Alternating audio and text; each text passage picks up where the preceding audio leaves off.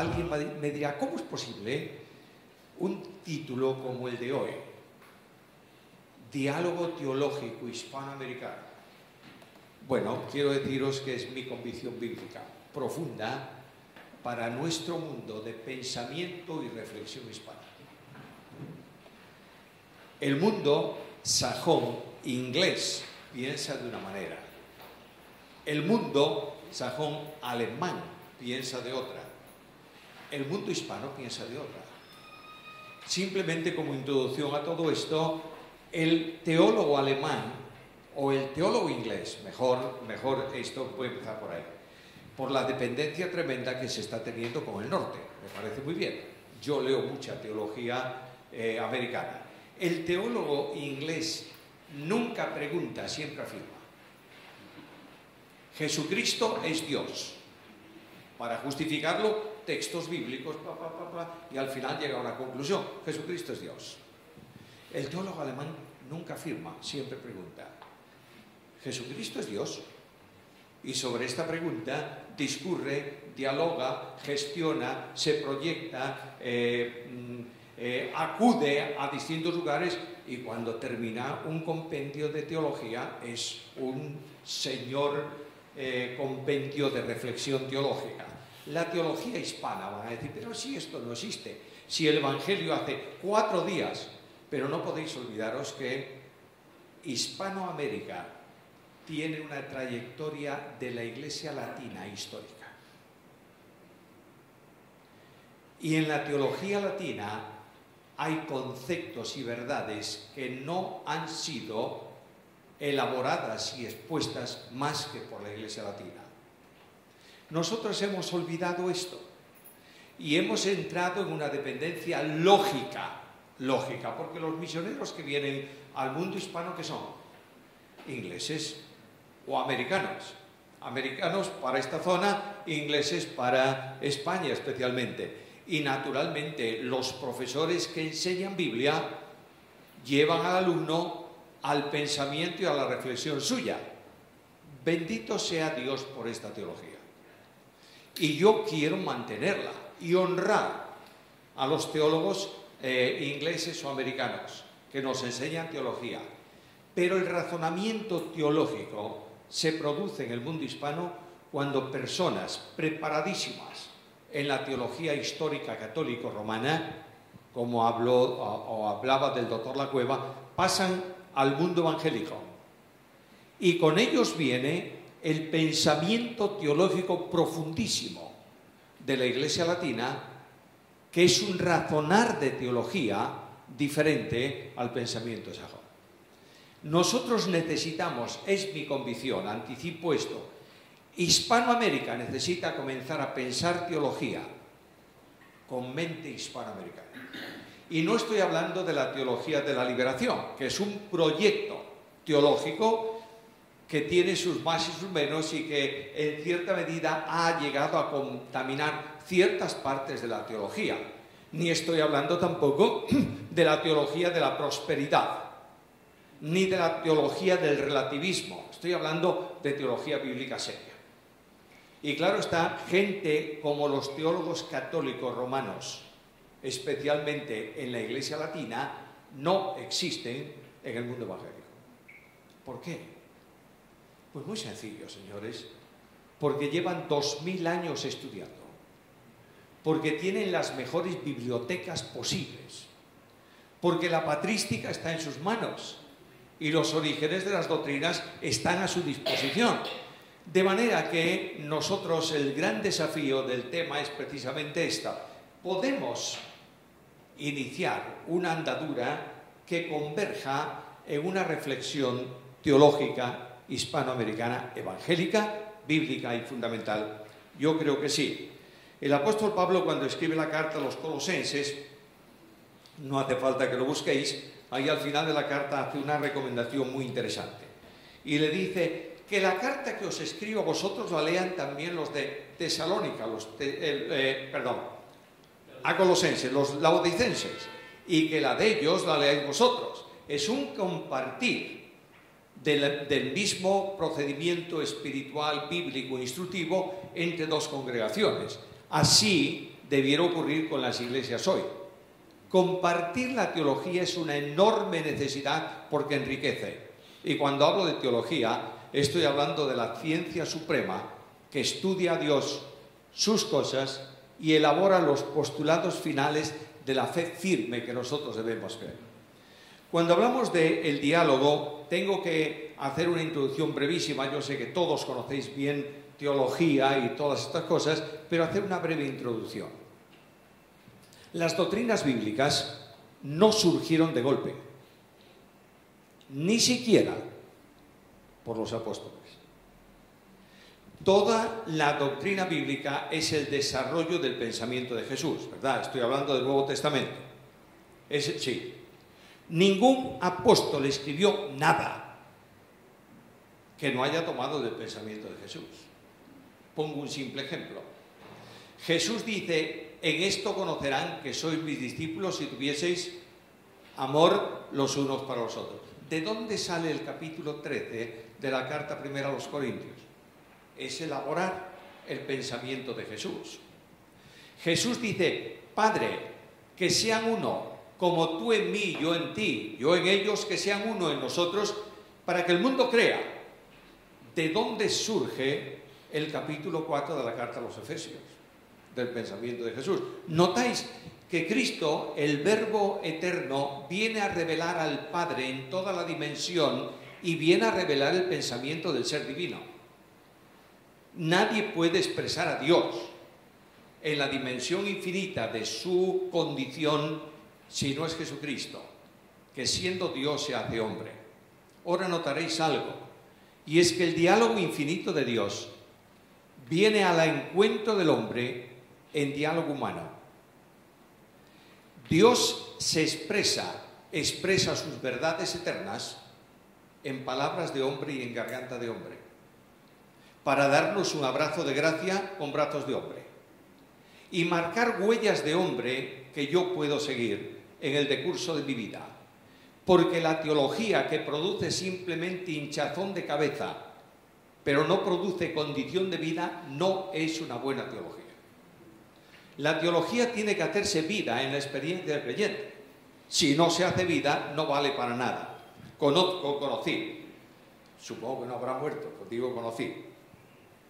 Conocí un hombre en España, profesor de la Facultad Pontificia de Teología de Salamanca, experto en exégesis bíblica.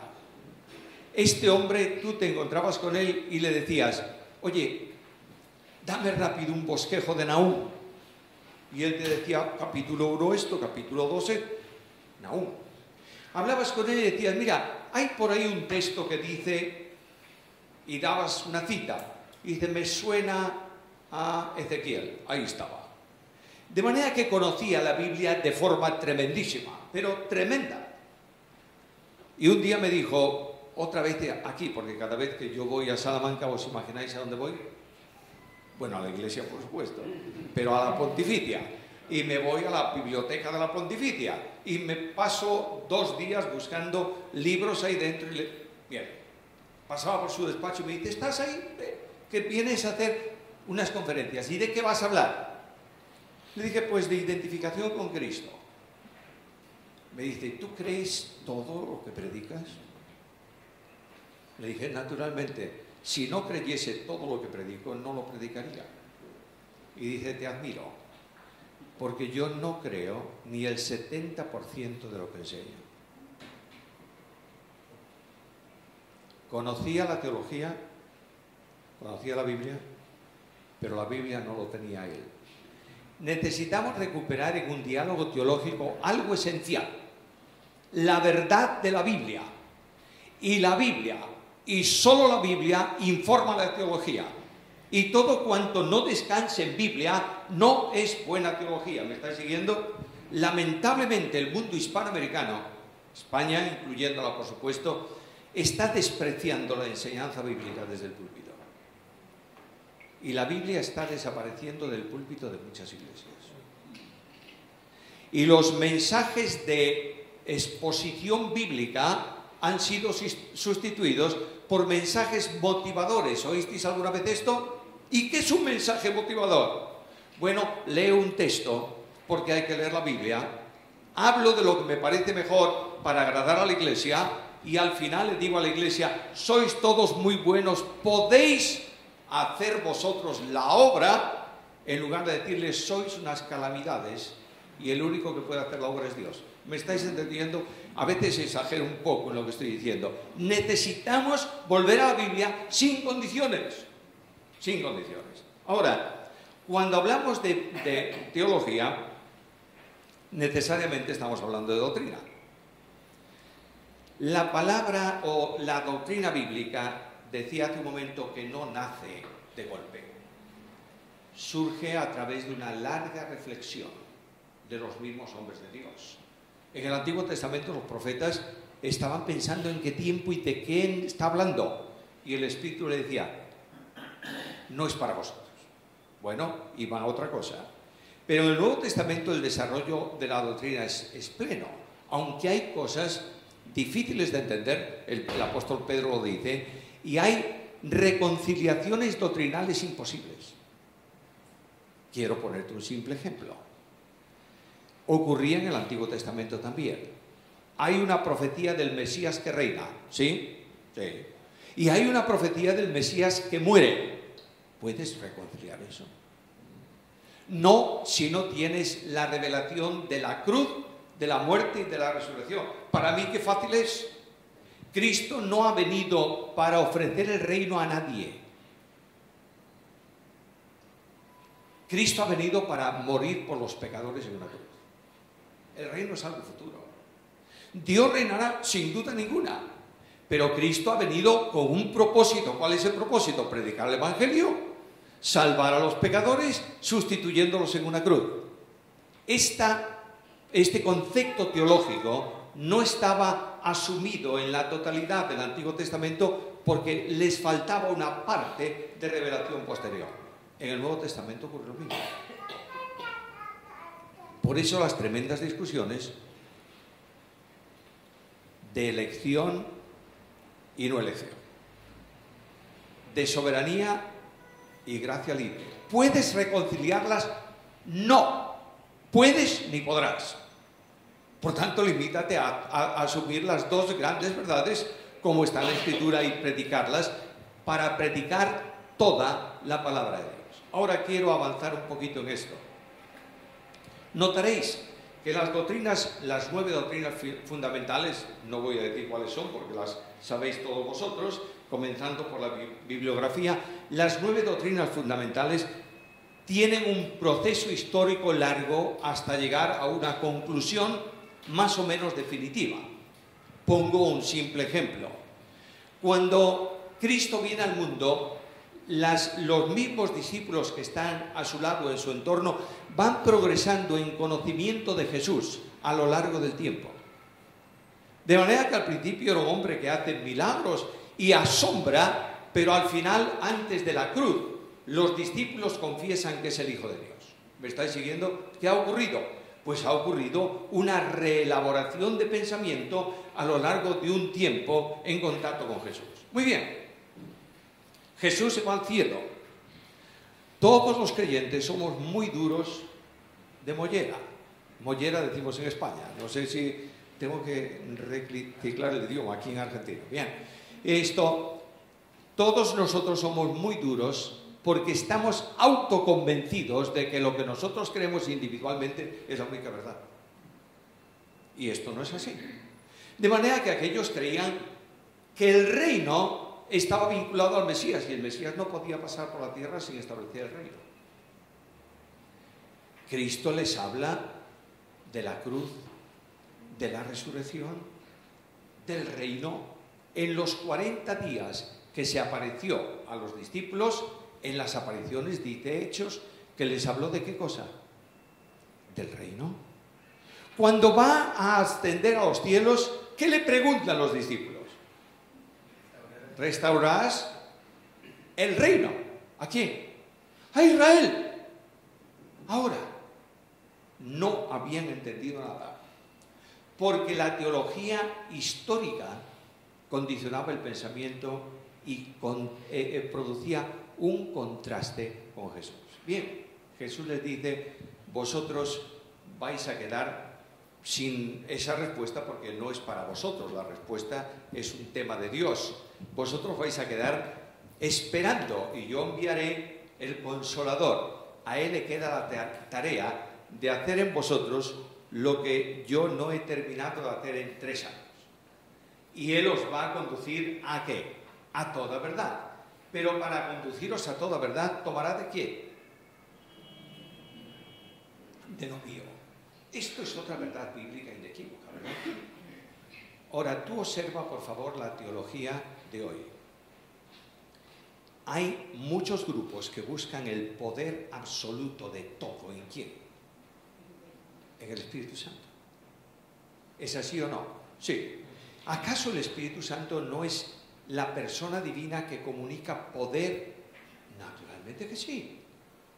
¿No está presente en la vida de los cristianos? Está. ¿No debe dirigir la iglesia? Sí, debe hacerlo. Y todas estas cosas. Pero cuando Pablo está en la cárcel da una idea teológica importantísima de este asunto. ¿Y qué dice? Todo lo puedo en Cristo que me fortalece.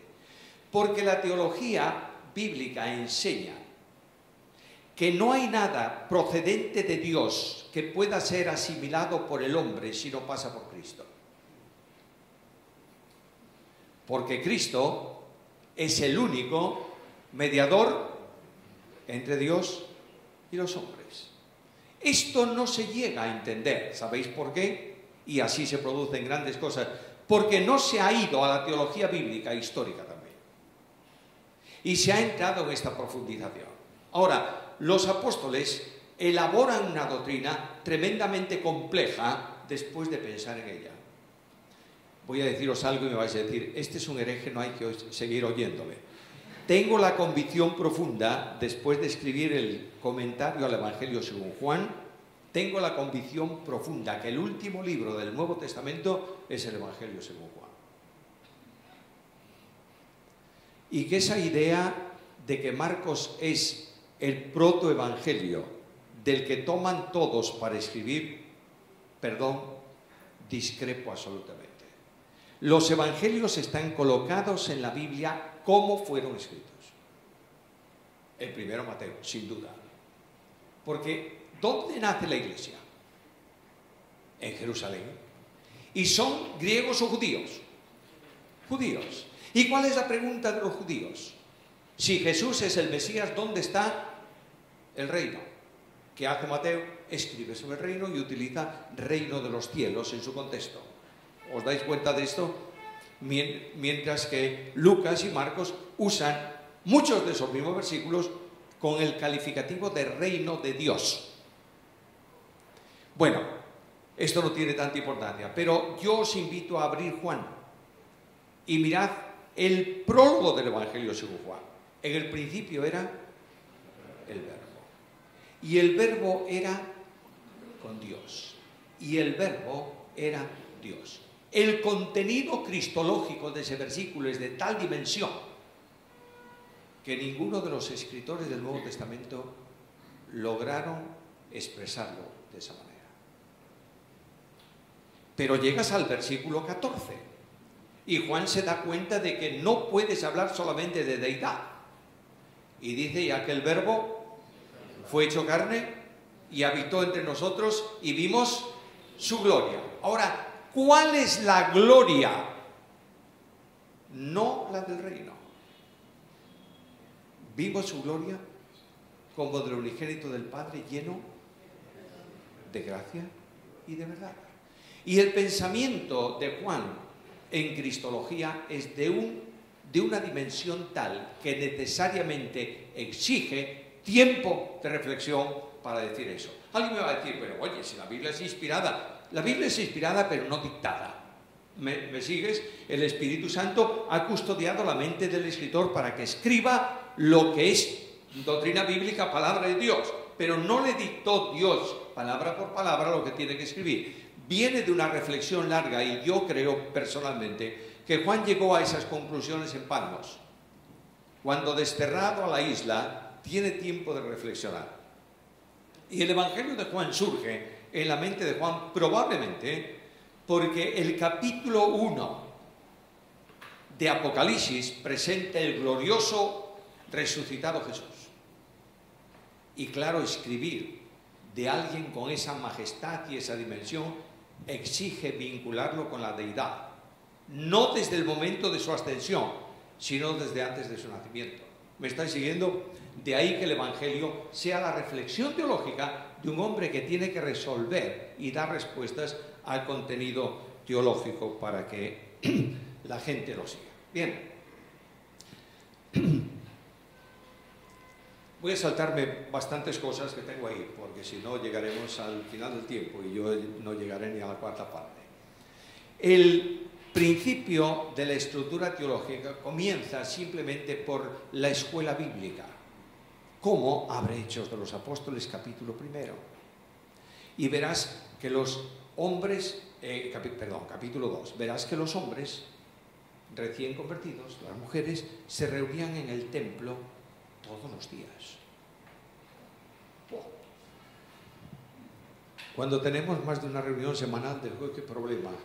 Y si hay una reunión especial, problema serio. Bueno, ellos se reunían todos los días. Y seguro que lo hacían a la hora más inconveniente para toda la gente. Porque el resto del día el templo estaba bastante lleno de gente. Y hay un grupo de por lo menos 3.000 personas. Poco más adelante 8.000. No quiero decir que todos al 100% fuese, pero era un grupo numerosísimo. ¿Qué hacían?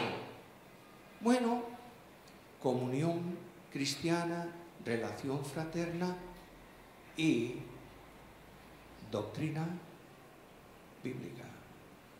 No perdían el tiempo. Los apóstoles enseñaban doctrina. Y aquel pueblo iba captando la doctrina y haciendo la vida de manera que tenían el favor de todo el pueblo. Y ocurría lo que tiene que ocurrir.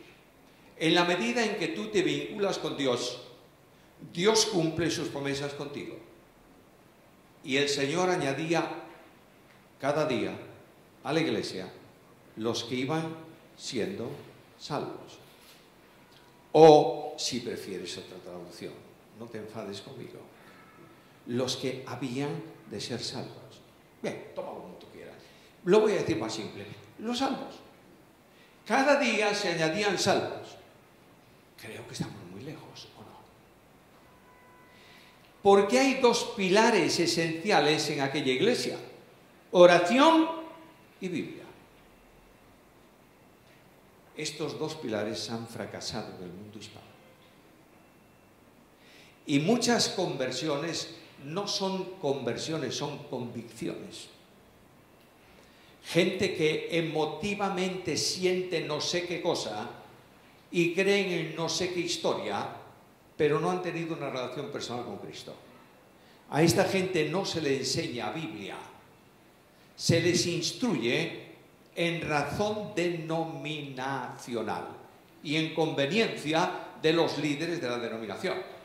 Ahora, mis queridos hermanos, las escuelas teológicas van surgiendo, ¿verdad? Inmediatamente después de ese primer encuentro y el establecimiento de iglesias en todo el mundo, comienza la historia del Imperio Romano fragmentado. El Imperio Romano se divide en dos: el Imperio de Oriente y el Imperio de Occidente. En el Imperio de Oriente, la Iglesia griega. ¿Se lee algo de teología griega hoy? ¿Qué va? No sabemos ni quiénes eran los de la iglesia. Si preguntas en una iglesia quién era Clemente o quién era Orígenes, bueno, Orígenes es el principio de algo. No. El teólogo. No, del siglo II y del siglo III. Y cuando te encuentras con algún líder que no le gusta mucho entrar en la patrística, te dirá: Orígenes era un hereje. Bueno, cálmate un poco. Es verdad que Orígenes dijo cosas que no son demasiado correctas en cuanto a Biblia, pero era un hombre con un enormísimo conocimiento de la Biblia. Es así, y ahí comienza una escuela teológica de Alejandrina y luego después la escuela teológica antioquena, etcétera, etcétera. Y tenemos una gran estructura teológica en el mundo griego.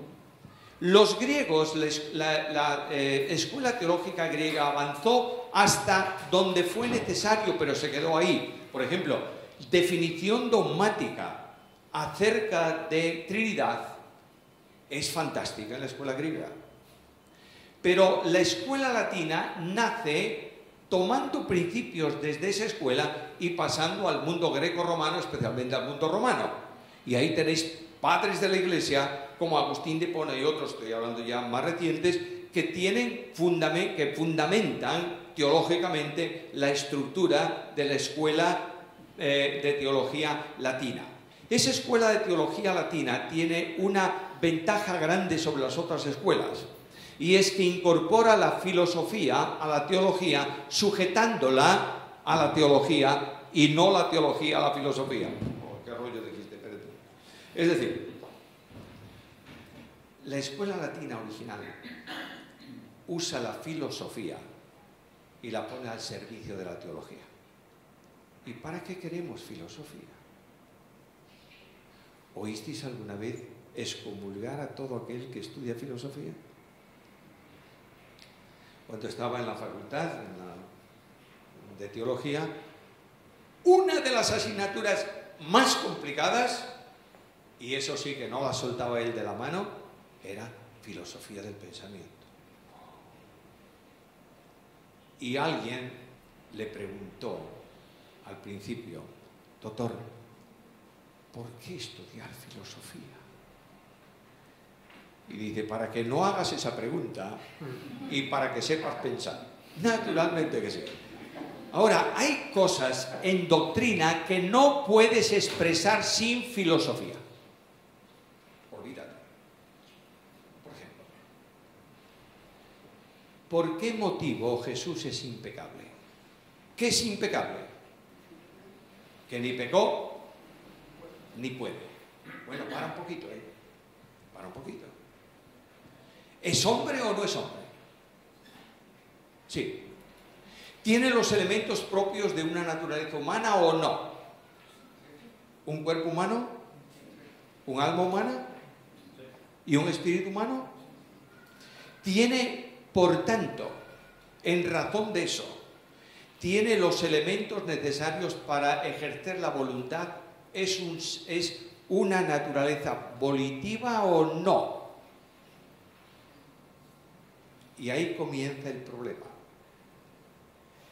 Porque Jesucristo es un hombre sin personalidad humana. Y eso no te lo dice la Biblia. ¿Te lo dice la Biblia? No. Te lo dice la filosofía. Porque siendo Jesucristo una persona divina con dos naturalezas, el sujeto de atribución de las acciones de cualquiera de las dos naturalezas es la persona en que subsiste. ¿Me entendisteis o no? Me parece que no mucho. ¿Por qué? Porque no se usa esto. Es decir, si Jesús, naturaleza humana del Verbo eterno, cuya naturaleza está vinculada a la persona divina siempre, desde la concepción, no puede ser santísimo el que nace en Belén si no es formado en la persona divina del Hijo de Dios. ¿Me estáis siguiendo? Toda la acción de las actividades de Jesús de Nazaret, hombre, afectan personalmente a la deidad, porque es naturaleza divina. ¿Me estáis siguiendo? Esto los griegos no lo han visto tanto, porque no lo necesitaban. Los latinos tenían que enfrentarse a las grandes controversias, especialmente ya en tiempos posteriores de arrianos y demás cosas. De manera que la escuela de teología latina tiene unos recursos impresionantes para la teología. No se estudia mucho esto en los institutos bíblicos evangélicos. Y a veces nos salen por ahí ideas extrañísimas acerca de Jesús. Jesús el Señor Sabía todo. Para un poquito. ¿Sabía todo como persona divina? Claro, por supuesto, es el verbo. ¿Como hombre? No. Prueba de ello, una prueba simple, simplísima. Llega Jesús a resucitar a Lázaro. ¿Y qué dice Jesús? ¿Dónde le habéis puesto? La humanidad de Jesucristo queda limitada al ejercicio del conocimiento sobrenatural, porque es un hombre y asume esa limitación, se hace como nosotros. Y el conocimiento sobrenatural se lo comunica a través de la persona divina cuando es necesario para el ministerio. ¿Me estáis siguiendo? Jesús como hombre se levanta en el mar de Galilea y dice al viento calla y al mar enmudece. ¿Es un hombre el que lo hace? Sí, el que lo expresa. Pero es la persona divina la que hace el milagro. ¿Me estáis siguiendo? Por tanto, toda esta cuestión tiene que ver con la escuela. ¿Y por qué me detengo tanto? Porque somos herederos de la Escuela Latina de Teología. Claro, ¿qué pasó con esa escuela? Si sabe tanto, ¿por qué se desvió tanto? Bueno, se ha desviado mucho a causa de una historia que se llama dogma. Y la Escuela Latina supeditó la teología al dogma. Porque todo cuanto se habla ex cátedra tiene tanto valor como la misma palabra de Dios. De ahí las grandes desviaciones. Ahora yo voy a preguntaros, en el mundo evangélico, no hablo de una iglesia, no sé dónde es una iglesia que lo vuelve loco, pero estoy hablando de gente preparándose, formándose en academias de estudio bíblico, en universidades. Se lee Tomás de Aquino. Ese es un hereje, sí, es un hereje. No es un hereje. Es un tremendo teólogo que tiene cosas que no son correctas en razón de la sumisión al dogma. ¿Me está siguiendo? Pero tiene un desarrollo teológico impresionante que no lo tiene, bueno, lo tienen muy pocos en el mundo latino. Tenemos, por tanto, una razón potencial para hablar de una teología latina. ¿Me estáis siguiendo? Ahora, dentro del orden hay otro ejemplo muy simple. ¿Todos leísteis las instituciones de Juan Calvino?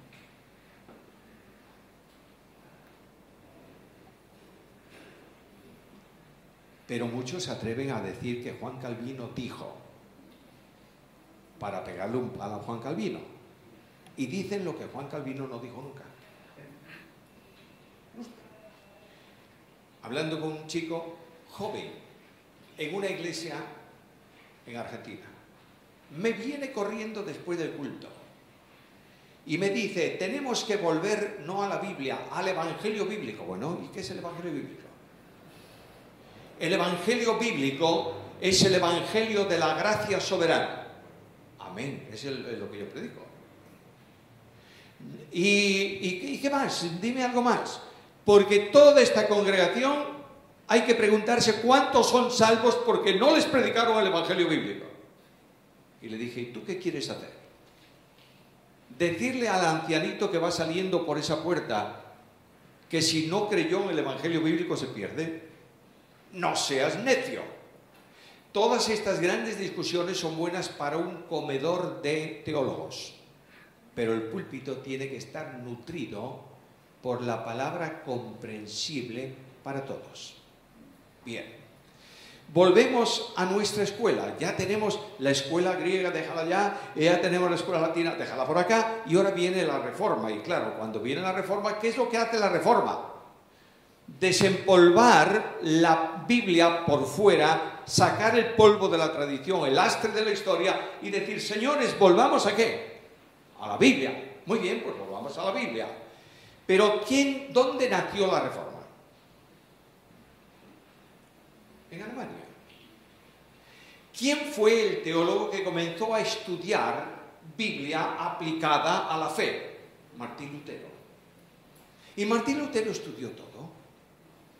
No. Los reformadores no estudiaron todo. Los reformadores estudiaron urgente. Martín Lutero estudió justificación por la fe. De modo que tú tomas las obras de Lutero, Romanos y obras de Lutero de este tipo, y es una joya completa la deducción filosófica también de la justificación por la fe. Porque justificación por la fe lo creemos pero no lo predicamos. Porque justificación por la fe es muy complejo entenderlo fuera del alcance teológico profundo y de la filosofía. Muy difícil. Porque no estamos hablando de una obra, estamos hablando de un reconocimiento, y es muy diferente. Llegamos al problema, viene Juan Calvino. ¿Y qué estudia Juan Calvino? Bueno, salvación por gracia y seguridad de salvación. Muy bien. Juan Calvino ha dicho que Dios escogió a unos para salvación y a los que no escogió para salvación se van al infierno. Eso Calvino no lo dijo nunca. Eso segundo nunca.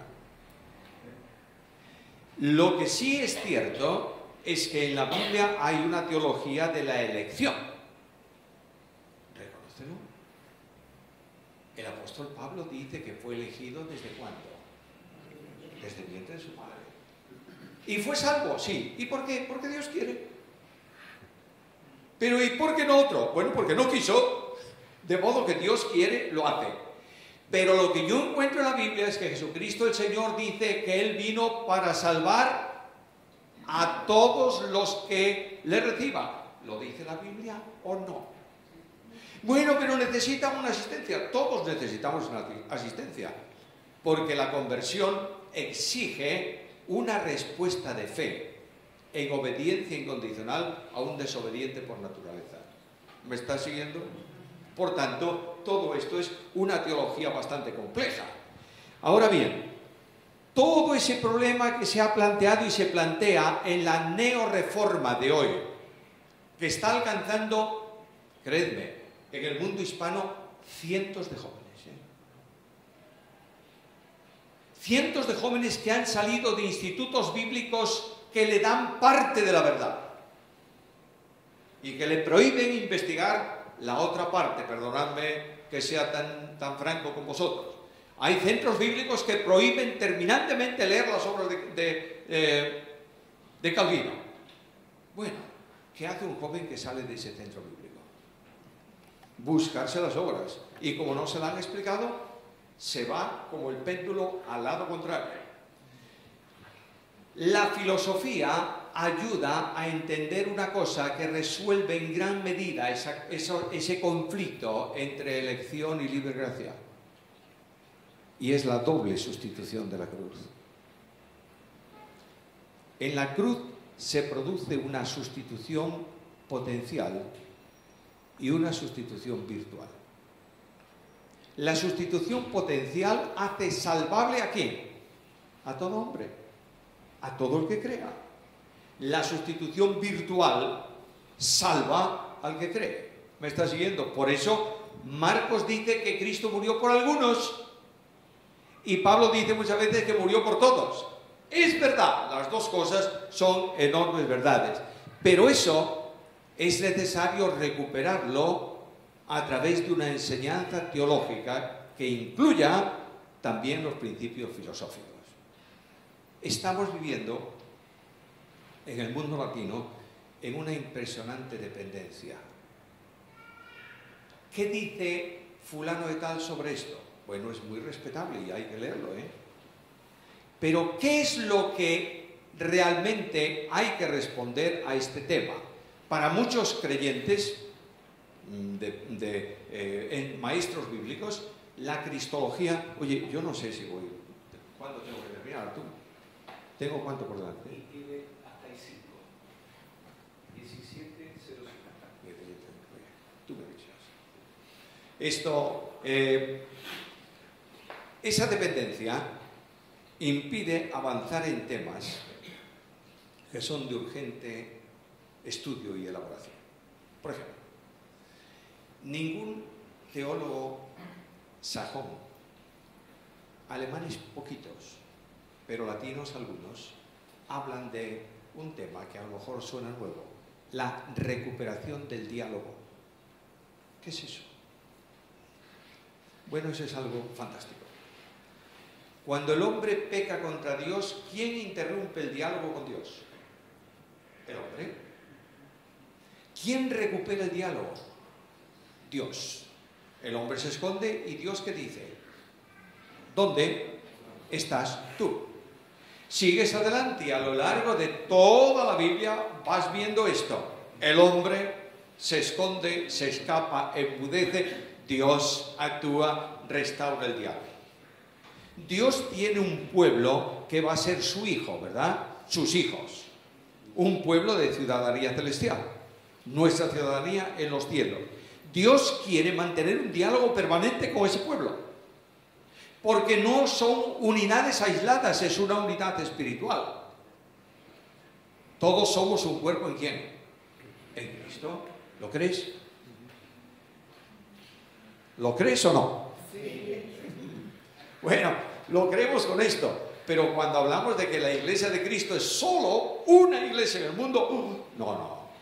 Estos de ahí enfrente no son iglesia, porque son muy raros. El raro eres tú si no entiendes que aquellos con sus rarezas son salvos por gracia mediante la fe. ¿Me estás siguiendo? Entonces Dios quiere mantener un diálogo con esa unidad, porque somos uno en Cristo. ¿Cómo mantiene el diálogo permanente? Incapaz de romperse, colocándonos en Cristo. Y Cristo, que dialoga con el Padre permanentemente porque es el Verbo, restaura el diálogo definitivo entre el pueblo y Dios permanentemente. Eso es una investigación cristológica que está en marcha. ¿Se estudia en el mundo hispano? Muy poquito. ¿A dónde quiero llegar para terminar? Es un desafío, hermanos.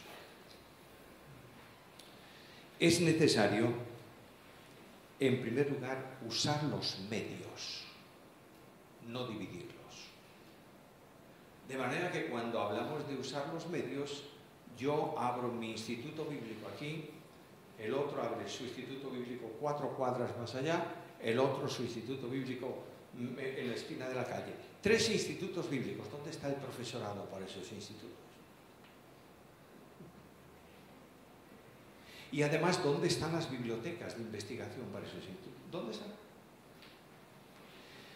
Sorprendentemente, Hispanoamérica tiene un hambre impresionante en teología y en Biblia. Un dato, la escuela bíblica online de escrituras en España, el 60% de los alumnos son hispanoamericanos. Y los profesores españoles. Es hora de comenzar a romper los moldes de la división.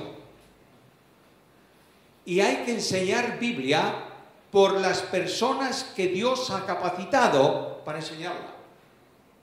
Y usar un diálogo teológico de puente entre las naciones hispanoamericanas y España también. ¿Cómo? Pues, por ejemplo, imagínate que ponemos en marcha una revista electrónica, no cuesta dinero, no hay papel, pero es una revista teológica, donde personas con mucha capacidad escriben un artículo que puede leer todo el mundo hispanoamericano. ¿Creéis que eso es posible? Pues sí, pero para eso tienes que entender que el que lo escribe no es un hereje.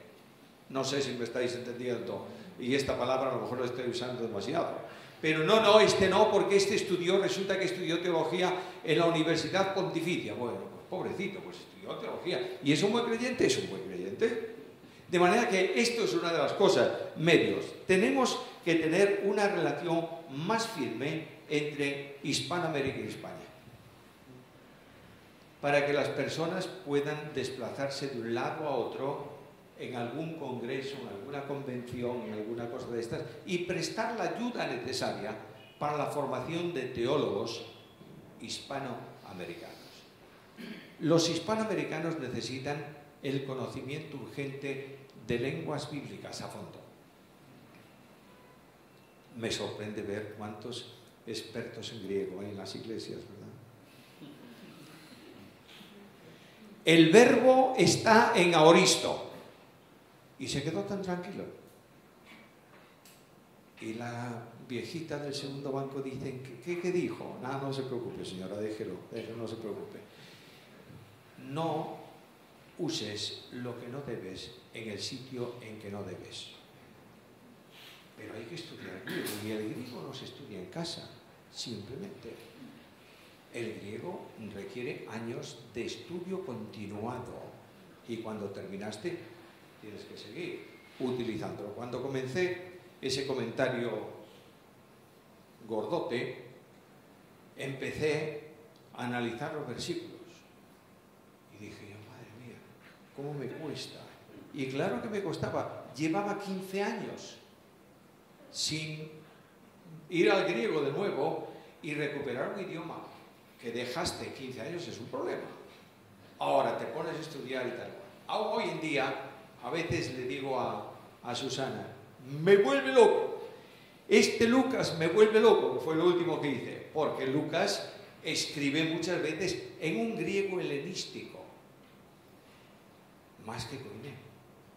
Y tienes que buscar todos los giros idiomáticos de ahí. Necesitamos enseñar de verdad idiomas bíblicos. Y quiero deciros, mis hermanos, que el idioma griego es difícil para los ingleses, porque los verbos griegos, algunos de ellos, los optativos, no entran en la cabeza de un inglés, porque no lo tienen. Los alemanes pueden entenderlo mejor, muchísimo mejor, porque ellos declinan el idioma. El español, el italiano, el francés, son idiomas para estudiar a fondo el texto griego. Las Biblias, otro gran problema. Hablaré de esto otro, no quiero quemarme ese taller. Esto es Nueva Versión Internacional, eso es una herejía. El hereje es el que lo dice. No, esto es la versión ideal, es Reina Valera 1905 de la Sociedad Bíblica Trinitaria. No digas tonterías. Y como esto, 1000 cosas más. Por tanto, tenemos que darle instrumentos a los pastores. Y ya he avanzado y termino ahí.